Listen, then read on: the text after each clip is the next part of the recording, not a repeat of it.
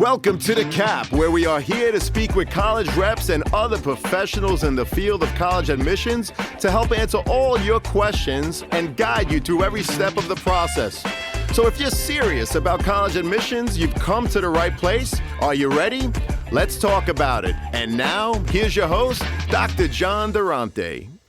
Welcome to The Cap, the College Admissions Process Podcast. I am your host, John Durante, and I am here to introduce you to college admissions representatives and other professionals in the field of college admissions. Our purpose is to serve you, the students and parents, so that you may gain insights straight from the people who ultimately make the decisions.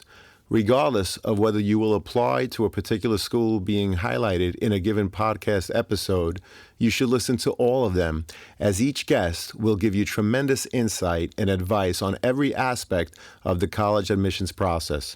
Lastly, if you have any questions you'd like me to cover on future episodes or any comments you'd like to share, please email me at collegeadmissionstalk@gmail.com. And don't forget to visit our website at www.collegeadmissionstalk.com. So are you ready? Let's talk about it. Welcome to the College Admissions Process Podcast, everyone. This is John Durante, your proud host, and it gives me great pleasure to welcome you today to Laurie Wax. She is the New York Metro Regional Recruiter for Penn State University. Laurie, how are you today?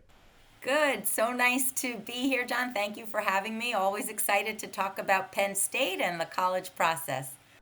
We're so glad to have you here, and I'm looking forward to hear more about Penn State University. Thank you again. So, Laurie, why don't we start by asking you to just tell us about yourself as it relates to being a college admissions representative? So I came into college admissions a little bit late. It's kind of a second career for me. I had worked, prior to that, I'd worked in broadcasting. I took some time off to raise my own children. During that time, I was very involved in educational foundations as a volunteer. I was a volunteer for my own college alma mater, doing alumni interviews and attending a few college fairs for them.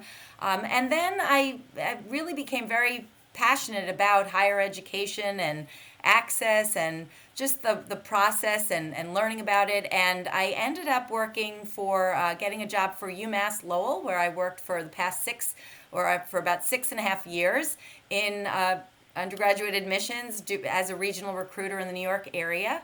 And then sometime during the pandemic, I ended up moving over to Penn State, which has been quite exciting. Penn State is really something that is it's a university that's very unique in a lot of ways. But in any case, I really love working with students and families and helping them through this college process. I know it can be stressful. I've been through this with my own children. And if any way I can make it a more fun and manageable process, I'm happy to do that. Well, welcome again. We are so happy to have you, Laurie. Thank you so much.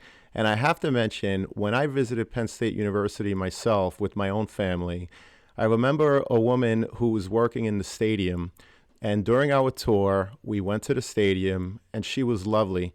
She shared with us that her husband had graduated from Penn State, her 3 sons graduated from Penn State, and at the time, her first grandchild was a freshman at Penn State University.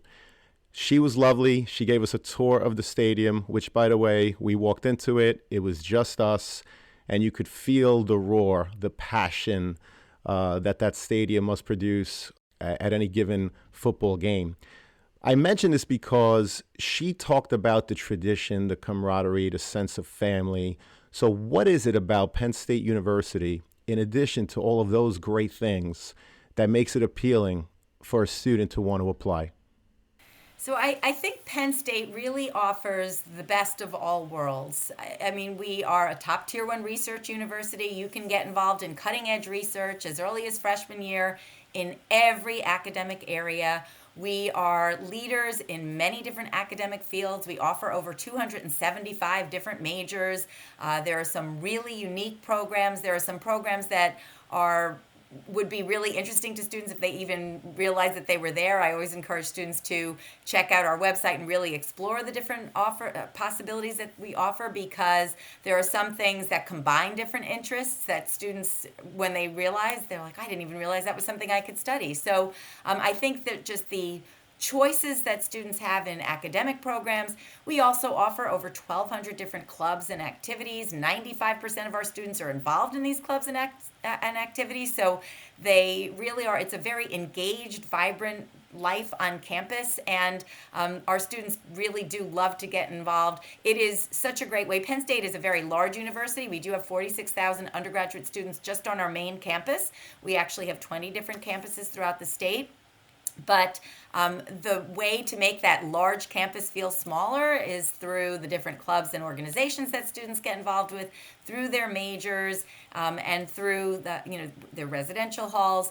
So that those things combined with a really unrivaled school spirit, it's the best of all possible worlds. And one thing that really makes Penn State unique is that we do have the largest alumni network in the entire world. We have over 700,000 active alumni. Those Wow. alumni reach out and offer to be mentors for our students that are interested in their particular fields.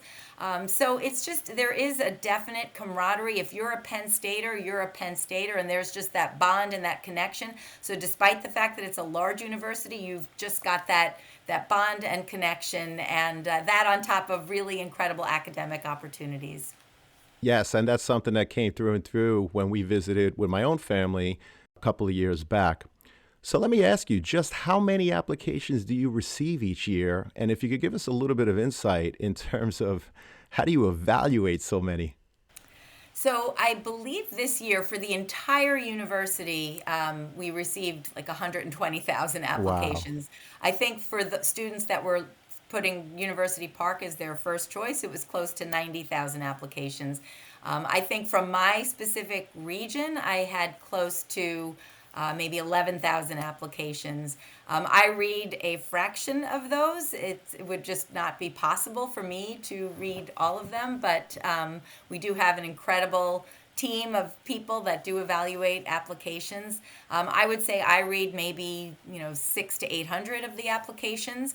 And first and foremost, there are many things that go into your college application. For any school, this is going to be the same. The first and foremost thing that we are considering is your GPA, your academic record. I think in years past, I would say the second thing we were looking at would be your test scores. Penn State has been test optional since the pandemic began. We had not been prior to the pandemic, although there are a growing number of schools that had been going test optional prior to the pandemic, but that definitely speeded up the process. And we are remaining test optional through at least next year. I believe we're hoping to kind of reevaluate after that and decide whether to continue being test optional or not, but in the past that would have been the second thing we considered. For students who don't submit test scores, we will just place a higher value on your academic record. So we're looking at the grades that you received in the classes that you took, the level of difficulty of your classes. We're always interested in knowing that you challenged yourself.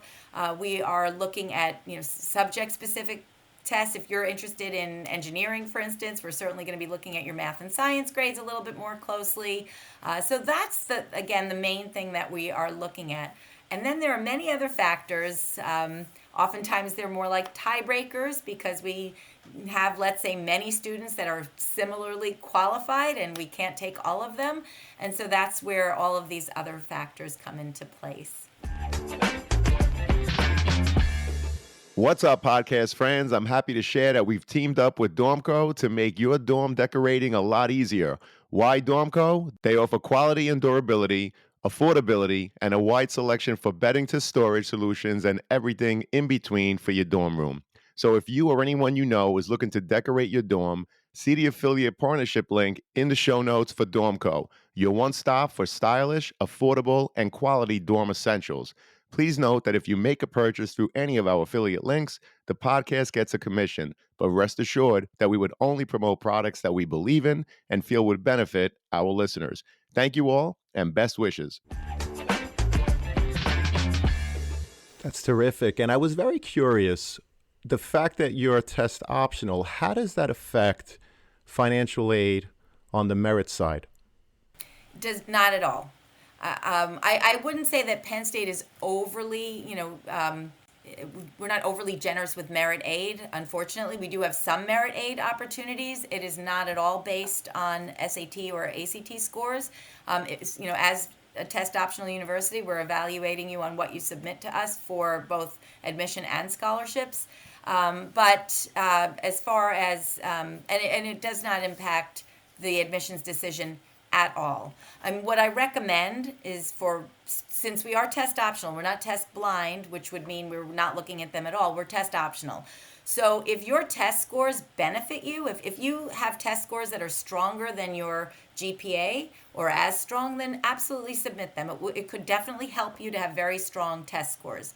On the other hand, if your academic record is much stronger than your test scores, do not submit them. We'll place the greater emphasis on your academic record, and it will not negatively impact your application at all. I would say we had the same percentage of students admitted without test scores as applied without test scores. And the best way to figure out where you fit is to check out any university is going to publish their middle 50% ranges.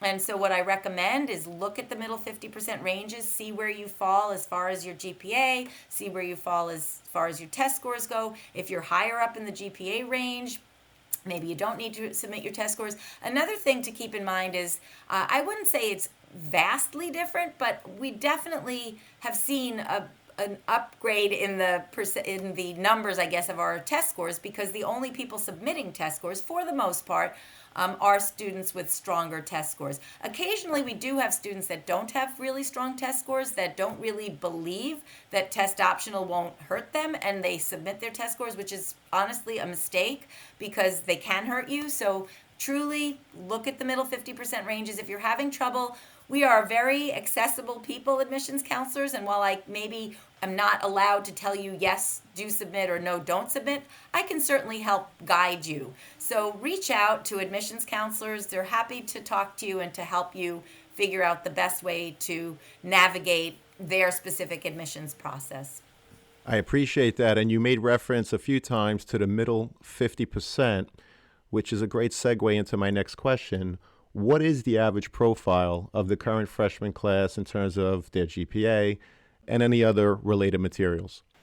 So at Penn State, there's University Park, our main campus, and then we have our 19 other campuses that we call our Commonwealth campuses.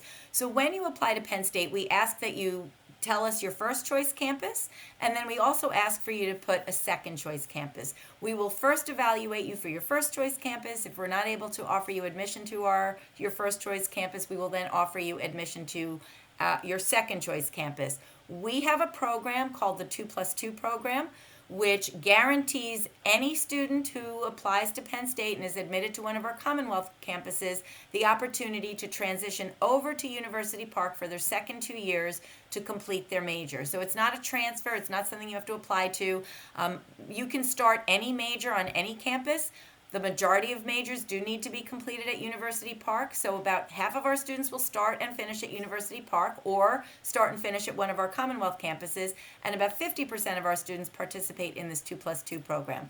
As far as the middle 50% ranges go, for University Park, the middle 50% GPA is about a 3.56 to a 3.91. Now, middle 50% is just that. We have 25% of our students that are above these ranges, 25% of our students are below these ranges. Some programs are more competitive than others, so chances are the nursing students, the business students, the engineers might be on the higher end, but not necessarily, not always. Every year it really depends on the applicant pool in any program, but just to keep in mind, those are how the ranges go. For our Commonwealth campuses, the range is about a 3.06 to a 3.65, so definitely much less competitive to start out at our Commonwealth campuses, but you still have that pathway to the main campus if that's your ultimate goal. As far as SATs go, the range for University Park, the middle 50% was 1280 to 1450, and the middle 50% for the Commonwealth campuses was 1090 to 1300. ACT was 29 to 33 for University Park and 23 to 30 for all the other campuses. So that's great information. And just to repeat, if you're not accepted outright to University Park, there is the opportunity to attend one of the other 19 campuses, and you have the 2+2 program where you would begin the first 2 years at one of the satellite campuses. I think you said there are 19 of them. Right. And that guarantees you in years 3 and 4 that you would be at University Park. So that's great information for students out there that might fall, slightly below where they want to be. So thank you for that.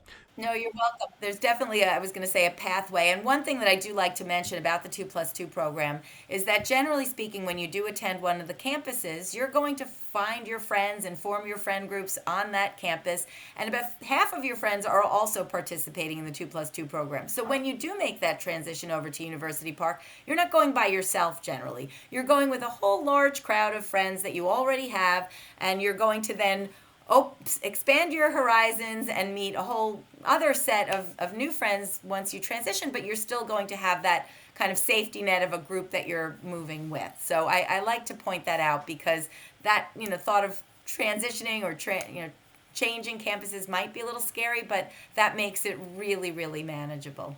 And that's a great point. They're already making friends at one of those satellite campuses if that's where they need to begin, and then they could transition to University Park together. I love that. A lot of students don't just start, it's not necessarily always an academic reason. For some students, they want to maybe be a little bit closer to home. I mean, we have a couple of campuses right outside Philly, easy train ride to New York City, much smaller campuses. So for some students, they like the idea of the big campus, but maybe as their transition into college life, they want to start a little bit smaller, a little bit closer to home, and then have the option of making that move. Another excellent point, and I think something that's really important for students to recognize: do they want the big campus? Do they want to be close to home? Are they okay with being far away from home? These are questions that may seem insignificant, but they're really extremely important. So again, great insight, great advice. I appreciate it. One of the other things that Penn State University offers is rolling admissions, something that not necessarily every other school offers.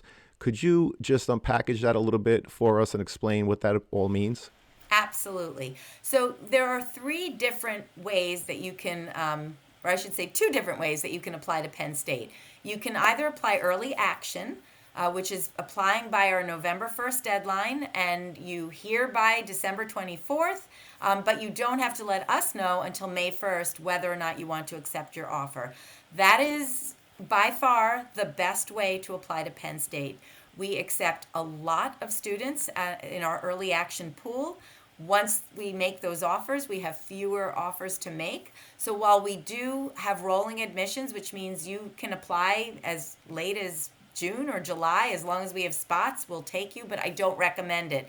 The chances of you getting your first choice campus are significantly decreased the later you apply, even for top students. So the best thing you can do for Penn State, if you want to get your first choice, is to apply by our early action deadline of November 1st.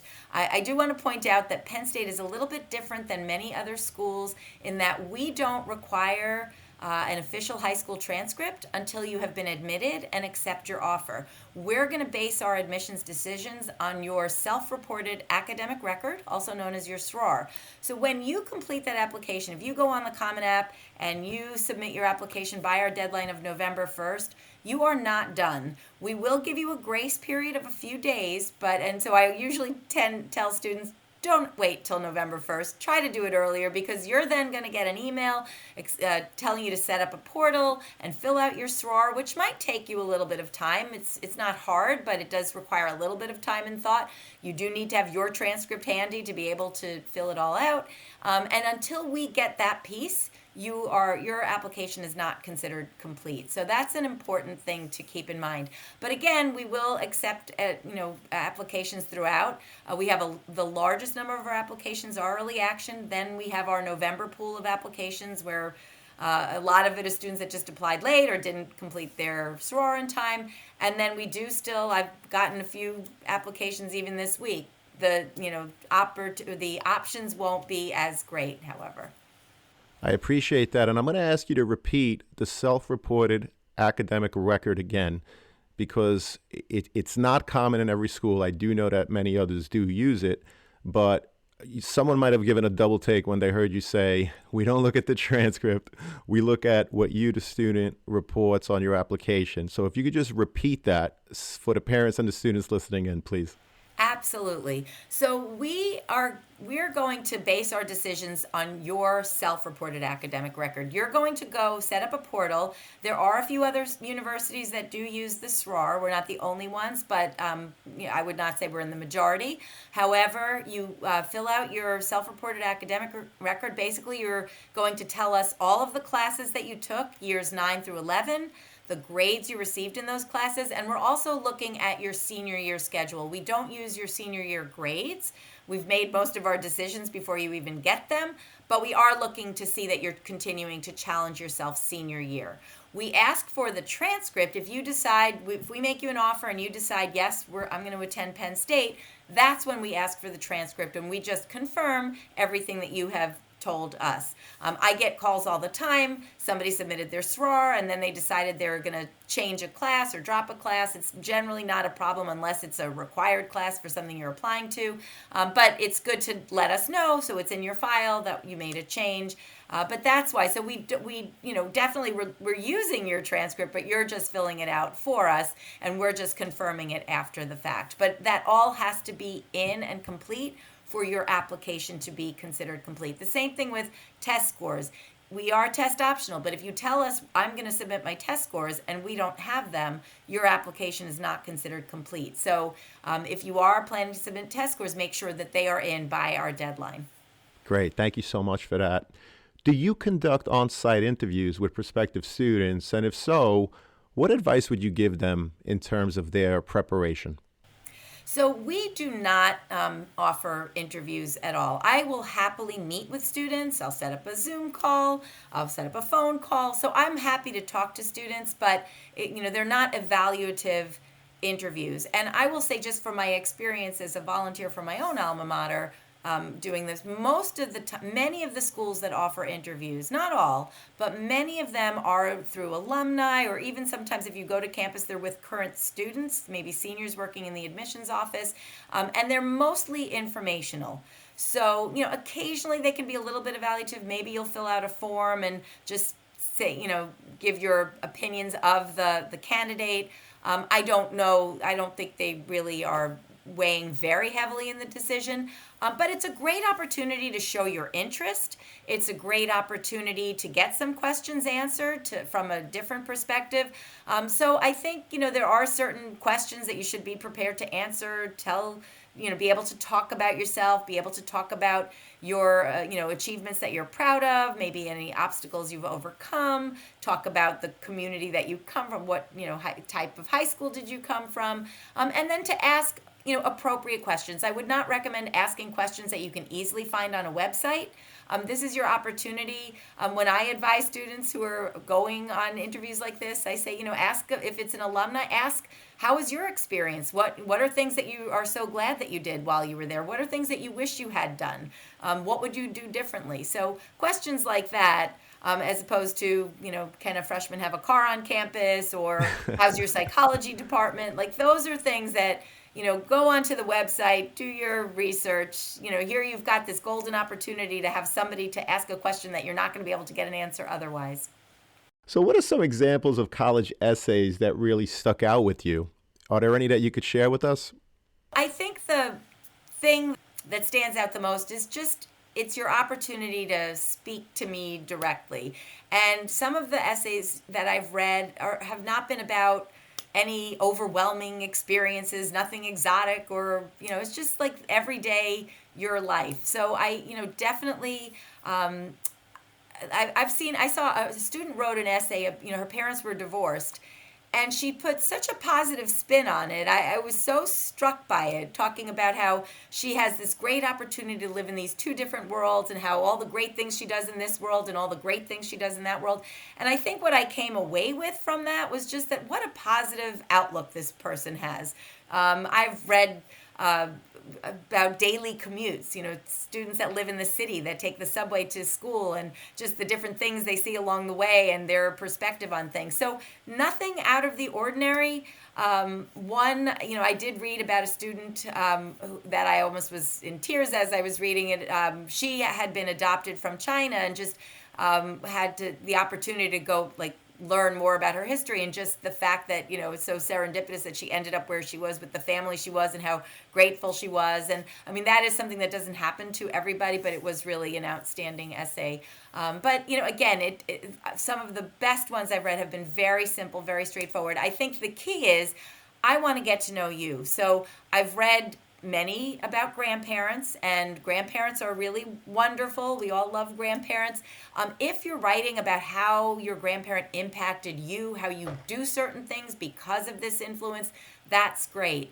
But again, your grandparent's not applying, you are, so I definitely want to be hearing about you. And the same thing, there are some essays that a lot of sports essays, it's fine to write about whatever it is that's really impactful to you. If you're writing about something that you're involved in, I see your resume, so I don't need to hear a laundry list of what you're involved in. However, if there's one particular thing that really inspires you, maybe it's something that you want to ultimately study, maybe it's not, maybe it's just something that will always be an extracurricular passion, but you are really passionate about it and want to go into more detail, that's great as well. So don't stress over it. We're, not looking to catch you up. I mean, I think the key is that we are admissions officers. We're not rejection officers. We're looking for reasons to accept you. We want to accept you. So we're just really trying to get to know you and, make us remember you when we're looking at several applications and they're similar and oh, that really stood out to me. So.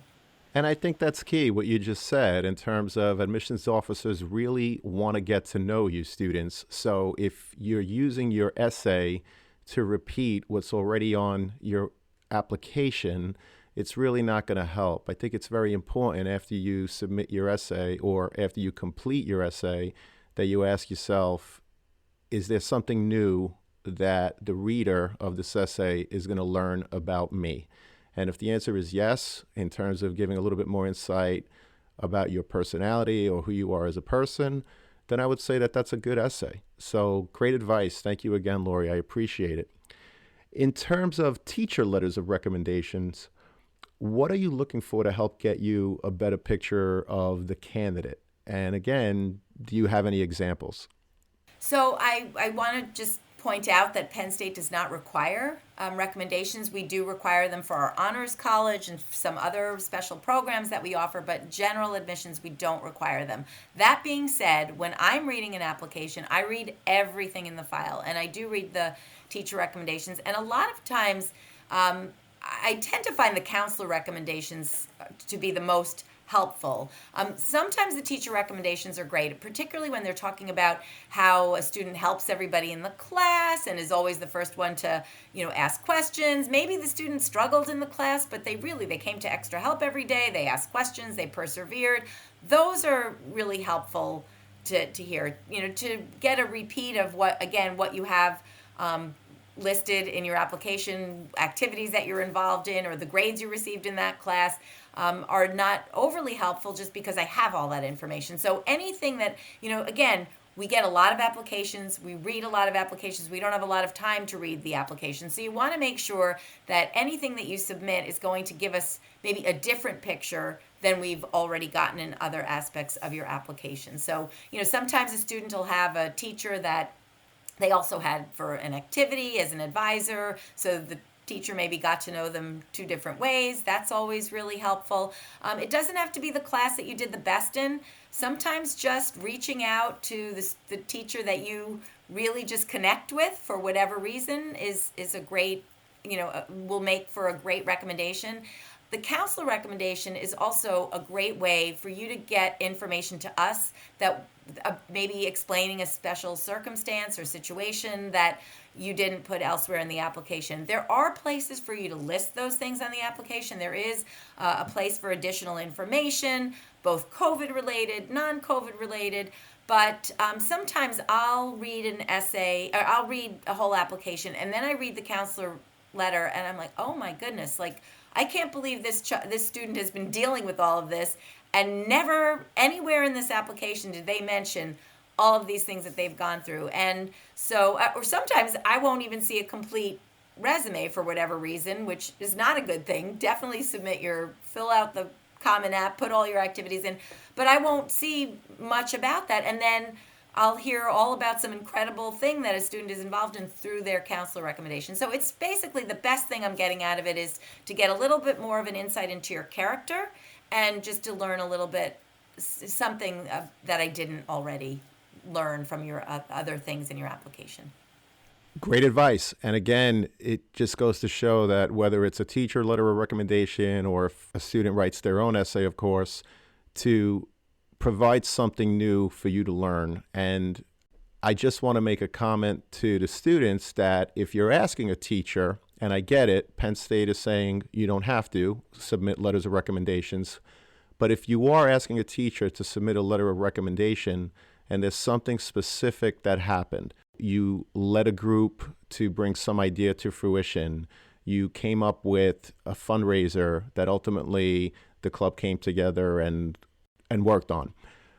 Ask the teacher to write about those things. If the teacher writes that you're part of the investment club, they already know that. So what you're really looking for, students, is for the teachers to also add something new to the total application, just like that's what you need to do when you're writing your own essay. So Laurie, again, thank you for that insight. How often should a student visit the campus, and do you keep track of such things? Such a great question. We technically do not track interest.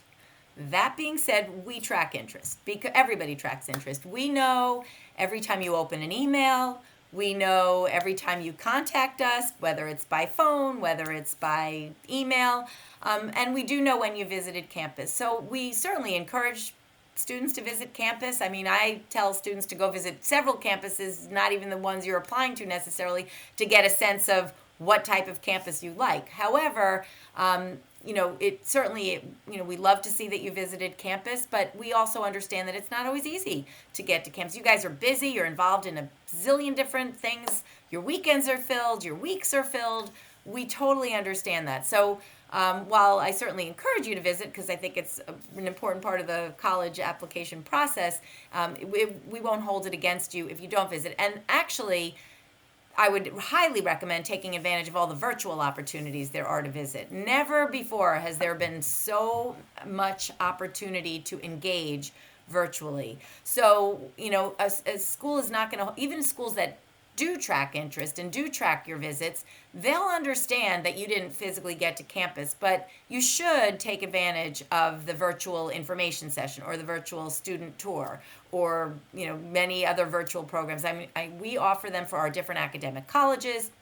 We offer them for some of our resources like career services, study abroad. So I definitely recommend taking advantage of the virtual visits. And if you can visit, absolutely. So again, while we don't use that as part of our decision making, I can only speak for myself when I'm reading an application. And I know that the student has reached out to me in a positive way, expressed their interest, asked relevant questions that they couldn't find on the website. I can't help but we all like to be liked. So if I have one precious spot in several students, the one that has really expressed their interest is just going to naturally stand out to me, all things being equal otherwise. How do you evaluate varying state assessments? For example, New York State has Regents exams for all students, and of course, Penn State is in Pennsylvania. So how do Regents exams come into play for those students applying from the state of New York? So they don't. We look at the grades that you receive in the classes that you take. So your Regents classes, it's the same thing even for your AP classes.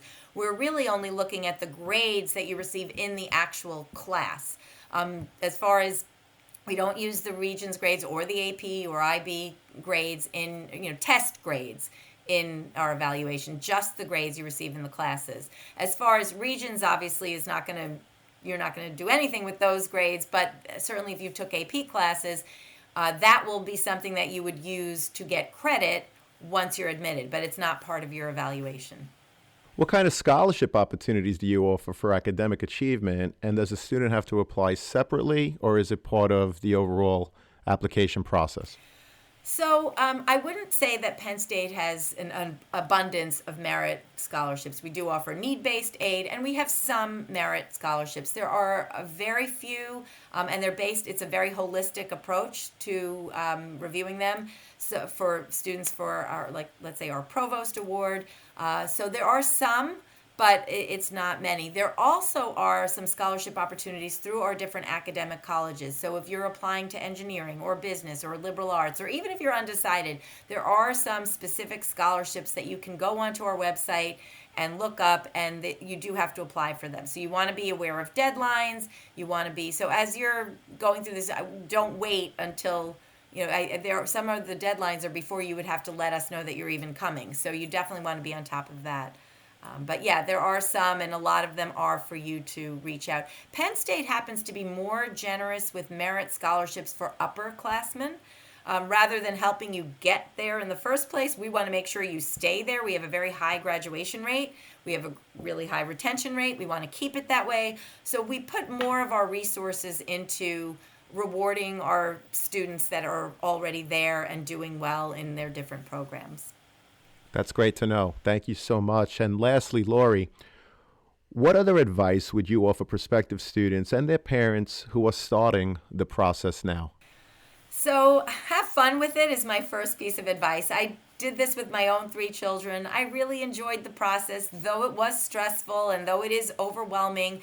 There are 2 factors. You're looking for a good academic fit. You're worried about what colleges are looking for in you, but you're also worried about what you're looking for in colleges. So keep an open mind. I recommend trying to narrow down by thinking about size and location. How far are you willing to go? Are you willing to get on a plane to go to school? Do you want to be in a 4-hour driving radius?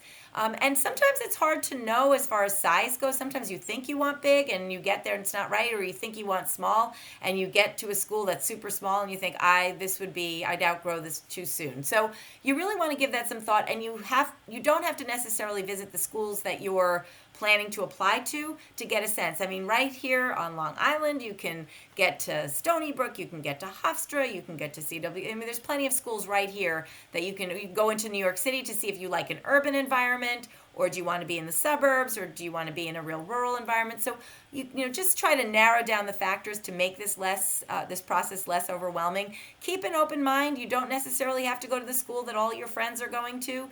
There are so many great schools out there, and you can really do very well at any one of them. So worry about what really is a good fit for you, both academically and socially and all the other things that are important to you. Kind of make a list of things that are important to you and the factors that you really want to consider when you're looking at schools. Keep a spreadsheet if possible. Every school has similarities, but they also have differences in deadlines, application plans, priorities that they're looking for. So I recommend having a spreadsheet, keeping track of what different deadlines each school has, how many recommendations, if any, the school requires. You don't want to send too many, you don't want to send too few. So just try to be organized as best as you can. And again, have fun with the process. It really does all work out. There are so many great schools out there, and sadly, you can only choose one. Well, that's tremendous advice. And I love keep the spreadsheet, because you're right. There are so many differences between the schools that students have to choose from, including Penn State. We talked about 20 campuses. We talked about rolling admissions and so much more. So keeping track, as Laurie said, of the different aspects of each school that you're applying to, the different deadlines, is so important. Laurie, this was terrific. I cannot thank you enough. The amount of information that you gave to all of the students and the parents that are listening in, on behalf of everyone, we really appreciate it, and it was a true honor to have you here as a guest today. Well, thank you so much for having me. I'm really honored to be here and appreciate the opportunity.